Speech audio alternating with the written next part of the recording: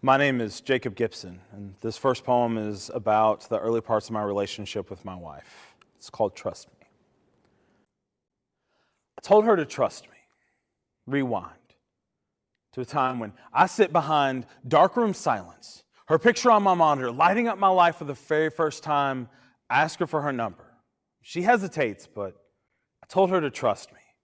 Fast forward. I'm turning 24 when she hands me a jar. Inside, 365 different reasons why she says she loves me. Inside, I am burning with the kind of love it takes a lifetime to understand. But outside, I read them all back, one by one, every day over the course of the next year. Inside, I still can't get over reason number 130. You know how to fix things. Rewind. Very first time that we kiss. The hair on the back of my neck stands on end. In this moment, sparks ignite. In this moment, I could be dying, but the current currently surging between us is enough to keep me alive in this moment. Nikola Tesla knows less about the flow of electricity than we do. Rewind. She asked me, "Are you sure?" Before handing me the last 7-digit combination code for unlocking the vaults, holding the secrets to true love that I would ever need, she asks me, "Are you sure?" If walking tightropes across valleys where love might not catch us when we fall was a good idea, but I told her to trust me. Fast forward. Her older sister is getting married, but she is somehow distant and resistant to all the ways I keep trying to break this newfound ice that exists in between us, while trying to fix whatever was amiss, while trying to convey that we could get through anything with this glue and duct tape love. I was trying to hold on and wait for something to lead us out of this happiness discharge that we found ourselves in. Fast forward. The very first time that she said, "I love you," I truly knew what warmth and forever really felt like the sun touching your face after a violent storm had finally passed by. Fast forward. 3 years, 2 months into a well-refined love machine. And I have to admit, I am not a mechanic. I can't simply replace all of the broken things that exist in between us, but I don't think love works like that. It blooms, it grows, it has the ability to weather the storm. Now, I know the wind may blow. I know the pain every time it rains, and I know that about 50 people die every year from being struck by lightning, but not us. It has the power to recharge these bones, that give me the strength to once again fix this, and I can do it. Trust me. My name is Gregory Tyler Taylor, and this first poem is a true story about when I moved back to Kentucky from California. This is called Thoughts Before the Backup Generator Kicked On. When the power went off, 28,000 feet in the air, shrieking people, turning phones off airplane mode to proclaim the last "I love you," or "I'm so sorry," or "Please just feed the cat," that they will ever say. I knew in that moment with certainty I was not afraid of death. Not at all. Honestly. I wasn't even scared in the slightest. Standing at aisle end, telling everyone, "Just please stay calm, everything will be fine," I realized then how quiet, how small, and how weak airline pilots appear when they don't have loudspeaker. Out the window, the earth is shrouded in black smoke. Soon we will strike her like lightning, off the mark, a drunken dart thrown, missing the board and leaving a scar in the wall. Here, caught in the bookends of two worlds, I begin to ponder my demise and my conclusion. Half an hour ago, leaving a place I thought would be my home, this journey to the west, nameless mountain flag that my father and his father would never see, only now to return to this purgatory of the heartland. Maybe this wasn't my hero's journey, this 20th high school reunion level of redemption, but still, it is better than being the lone fish drowning in a small pond. Hard to say I wasn't satisfied. Holding the hand of the woman sitting next to me, I wondered, which of the 5 stages would she leave this place in? This was pleasant, albeit unexpected. It had been a long time since I had been touched by anyone, and lastly, by the very reason I was in this plane to start with. And then, as if the gods had some kind of pity, wanting to renew and start over, light was once through, let into the plane. I would land in Nashville. I would be picked up by my friends, and I would return to the clockwork of the living. It was then that the fear came. Thank you. So this next piece is about a relationship I had a few years back when I dated a girl who was a fortune teller. And this poem is called The Eight of Swords. I was a poet, and she was a seer. Every evening she would write up the stars, and by morning I'd attempt to write them back down again. We were both the kind of people who saw things both as they were and as other things. She always seemed to be surrounded by ghosts. They always seemed to let her know what to say. And I was the same, except all the ghosts were inside me. Inside her throat was the songs of 1,000 birds, feathers caught in the branches that pre-wove her actions. She was proof that some machines could run on moonlight. Her embrace turned everything back into the suns that they came from. When we touched, we were like kids playing with magnets for the first time, this push and this pull. There's no illusion here. There's something to this. This is real. Before we ended, she told me she had seen the conclusion of our season long before it came. She saw it in the clouds, in pieces of paper, in her cups of tea, and for a long time I wanted to write it away. I wanted to turn storms back into clouds and bitterness back into tea, but I couldn't smooth out the crumbles of this newspaper she read behind things, this extra of it all when she left. I took a single tarot card from her deck so that I could remember what once was.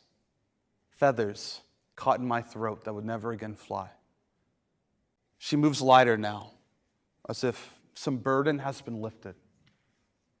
Meanwhile, I keep living the same day over and over and over. Thank you. My name's Amelia Martens, and it's been a year now of this pandemic, which is a weird time to be a poet, except it's the poet's job to notice. This first piece is published in Southern Indiana Review in fall of 2020. It's called Pandemic April. Our neighbor's son, home, on emergency, dorms closed, load your U-Haul and leave, notice, is out back swinging a golf club and smoking one cigarette after another. And I have yelled at the children nearly every day. And the guest bed is covered in a changing geography of clean laundry, which no one else can see. Outside, the spring is fierce, all a blossom, enough rain and gradual warming, as if the earth is fluffing her skirt, about to ride her bicycle through the universe, newly unencumbered by parasites, people flying and driving and being everywhere across her body. Gnats bent on the task of making all situations worse. The news says waters in Venice are crystal, the Himalayas visible, and a friend posts a picture of downtown Los Angeles. The air so clear the city looks naked. No fur of pollution curled around long-necked buildings. I want a date by which everything will be okay. And that is impossible, as most things are impossible.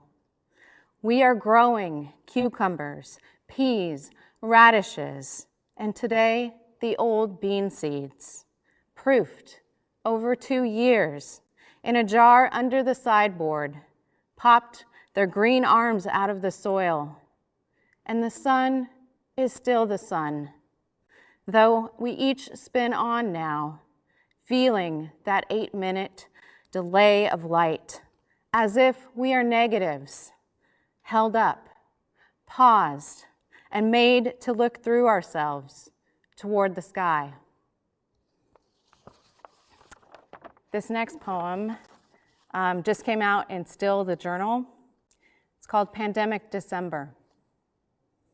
My husband drafts poems no one will ever see.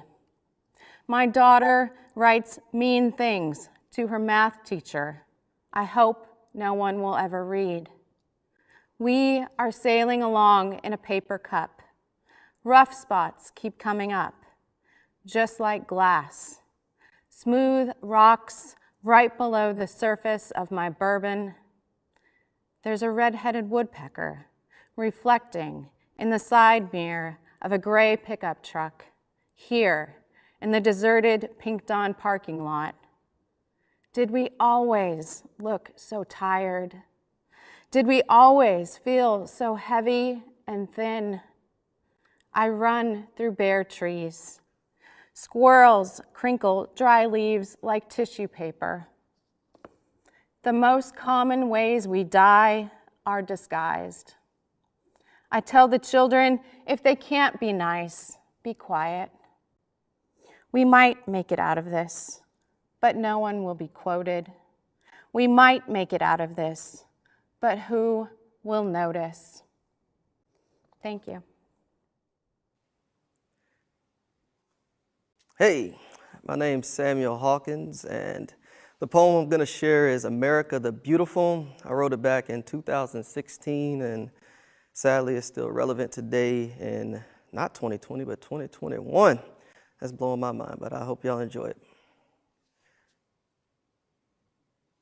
Honestly, I didn't want to write this, but God planted a fuse in my heart, and the truth will ignite it, love will enlight it. Listen, this American dream is a birthday party with a Ku Klux theme, and everybody wasn't invited. The guest list, political policies, we need to rewrite it. Maybe then no riots, maybe then the aching hearts will quiet, maybe then we can stand together again under a new anthem, flying united.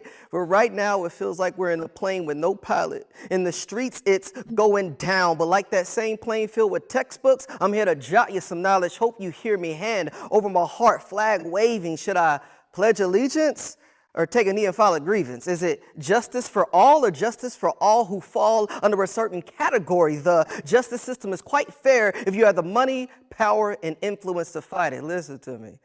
Eric Gardner was strangled to death on a New York City corner for selling loose cigarettes, and who you think they indicted, huh? The cameraman. Like, Sway, I ain't got the answers, man, but for real, it feels like I'm in a dog park taking canine gender surveys. Ain't that the whip to crack the back of our ancestors? I wrote this because my soul was restless. God bless the families affected. They paint your passing loved ones as thugs and drug addicts. Decency has been neglected. What a way to be disrespected. I found myself infected. I found myself crying. And if I recall correctly, it's not my family members that are dying, but it feels like it is. True story.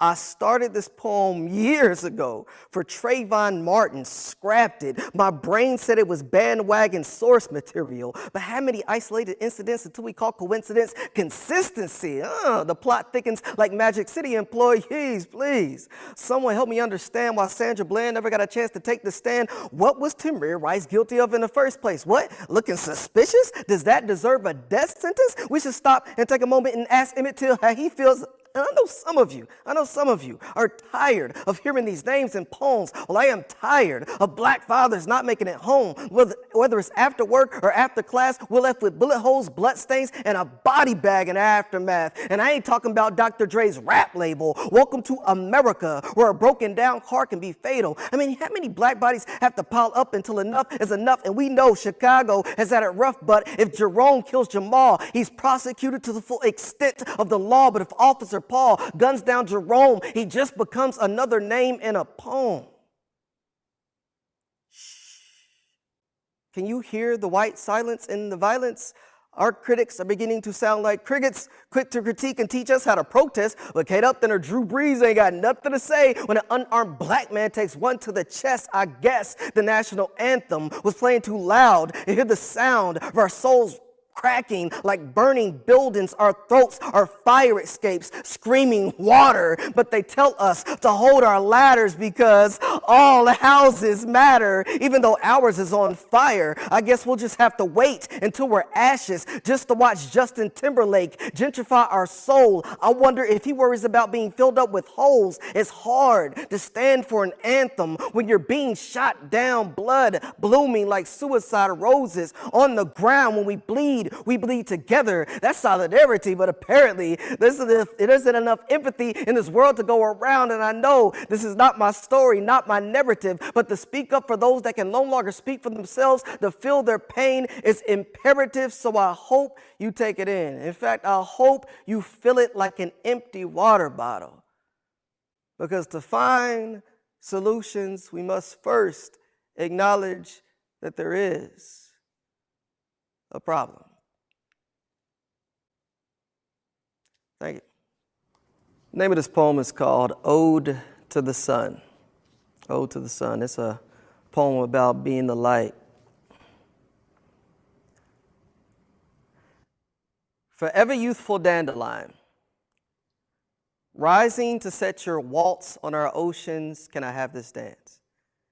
God bless your holy rays, they arrange like violin strings, so go ahead and plant your song on a full moon like a last kiss, so when night arrives like a promise we never intended to keep, we'll know that you're waiting at an altar in the sky for our gaze to kiss you soft and hold you close like lovers holding hands. You're a golden wedding band, the promise that always returns. Dragging morning behind you like train carts, those train tracks lead toward tomorrow, and I hope we'll follow. Man, I am praying that we'll follow. Because a lot of us, like my grandmother said, a lot of us are in a hurry headed in the wrong direction. So gently guide us back. Yeah, teach us how to shine again. This world needs light to make these roaches scatter. Be the lamp that built darkness a coffin. Be the sun that never forgets to shine. The sun never sets. We just turn our backs on light. Don't turn your back on the fight. When things get hard, go harder. Yes, go harder. Your life is a book. Let the bravery in your bones be the author. Be the knee on the back of our star-spangled banner. Make the song spill its guts like a disemboweled witness with everything to lose. Twist its neck like a filthy sponge until dead slaves spill out. I want to see America's horrors with no CG on the budget. So before you put your hand over your heart like you love it, be the light that scatters the lyrics of the third verse of our national anthem. Dock your prejudice on the shore of brotherhood. Anchor your kneecaps until they kiss the roots of my family tree. And let's not forget the branch holding the rape that painted my skin tone honey chocolate. So before you speak with absolute certainty, I think you need to check your optics, because we both see a flag waving. And you may see your ancestors' heritage. Well, I see my ancestors' bondage. You may want to see a statue of Lloyd Tillman or Robert E. Lee. Well, I want to see a statue of Ruby Bridges and Maya Angelou. You may hear the whistle of Dixie and other Confederate classics. Well, I hear the dead speak from shallow graves. Nah, they ain't even get a casket. America's true colors, why mask it? The same fuse used to ignite your fireworks and celebrate the 4th of July contain the same flame that left my ancestors in ashes. So you may hear the boom to celebrate your independence, while I hear the gentle whisper of my grandmother's testimony told on a South Carolina college campus. She went there to teach, but some of their minds had already been made up like 3 a.m. Army bed sheets. Some of the not so neat folks wore those white sheets like ghosts. Now the blokes, they sport khakis and a tiki torch. It's the same hate draped in a different uniform. The story my grandmother shared with me made the hallelujah in my chest curl into a fist just to hear my grandmother say, we must be open like an amen if we are ever to hold hands with the ones that held us down. She said we must be open like 3 a.m. textbooks during finals week. The study break for racism in America 101 is over, and I hope we pass this time. I hope we learn something this time. I hope we actually study for the test this time, because we need some enlightenment, and only light can drive out this darkness. But it's not easy being light. It burns, but it also purifies. All of our hearts bear a dark room. Any stories that haven't been told or photos that haven't been developed yet. And it's time for some exposure. But thank God we all came from the sun. Thank y'all. My name is Levi McDuffie, and this poem is an ode to a piece by Jill Scott Heron. It's inspired by some time I spent in Louisville in March, and is in memory of Breonna Taylor. A man once said that the revolution will not be televised, that the revolution will be live, and he was right. The revolution is being live streamed directly to your soul. You will not be able to stay home. You will not be able to scroll through Photoshop filters and foodies filet mignon. Your Snap story will not be filled with selfies of beauty and brawn. The revolution is on your timeline, and the revolution is live. The revolution is being brought to you by persons of color and allies going to work. The revolution will show you the White House hiding in the dark. The revolution is live. The revolution is not being brought to you by AutoZone or Target or the NFL admitting it was wrong. The revolution will not be interrupted by empty slogans or commercials. Instead, it will run 24 hours all day long. The revolution is live. The revolution will not wait until 2020. It will not be anticipated and counted and called by CNN at 8:30. The revolution will not give you more likes or favorites. It will not declare your Facebook argument the winner. The revolution will not give your mouth more sex appeal or make you look 5 pounds thinner, because the revolution is live. The revolution will not be right back. It will not go better with Pepsi. It will not protect you from COVID-19, but a mask will, and so will a vaccine. The revolution is live. There are videos of pigs shooting brothers in the street on replay. There are videos of pigs shooting brothers in the street on replay. There are photos of Ahmaud Arbery being run out of Brunswick and into his grave. There are photos of the bullet holes that tucked the bed of Breonna Taylor. We will not hide them away. The revolution has come to your street. The revolution has taken you white folks out of the driver's seat. The revolution is live, and it is not being televised. It is not on this stage. The revolution is live. Thank you.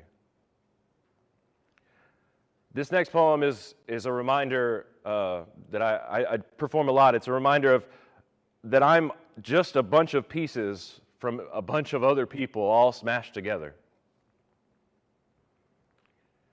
I found God at the bottom of a coffee cup filled with a story, brewed from the bellows of struggle and poured from the waterfall fingers of an out-of-luck waitress. Having nothing, giving everything. Everything isn't always how it seems. Her iron words, severed themes of my amorotic American dream. She said, being blessed has nothing to do with prosperity, but it has everything to do with how you see. Paradigm-shifting eyes into more than visual receptors, more like heat-seeking missiles, scouring the towering Wall Street egos or shuffling through hidden away shoebox streams of every week overtime waitresses. I found God in those boxes, shoved underneath beds like maybe down there no one would stop them. So I pulled those trash can treasure chests to the edge of my sheets like sleep zone trips might drip down and be collected, like God was something I could put away into perspective. Never an answer, never a hope, never a reflection, bounced off a retina's glares gleaming in our neighbor's direction, now only left with wars, church prophets, and false prophets that keep guessing. It's just within the hopes of others that we find lost blessings. Kind of like love lost without direction, stumbling down streets of despair and doubt as though love were unaware of its whereabouts. Excuse me, sir. My name is Love, and you don't have time. I'm sorry. Excuse me, ma'am. You're busy, I understand. Excuse me, my name is Love. Excuse me, my name is Love. Excuse me, my name is Love. Excuse me, my name is Love, and I've been looking for you. I found God between the lines written with dull pencils on dirty pages before the sunrise, eking out another all-nighter. So this is for the writers of scriptures, painting pictures of actions absent of apathy.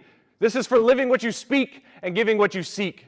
For the lost and the meek, for the seekers trying to reach for the knobs on locked doors, finding God in skeleton keyholes of closed hearts and mind, finding God in the empty pockets filled with fingers and time, finding God in the helpful hands, holding on to the hope left behind, looking outside of themselves and finding grace, looking inside and finding the same. So be encouraged and don't be afraid. Seek that unashamed nakedness, God speaking truth within your everyday engagements, conversations and arrangements of those pitted against you or forged with you.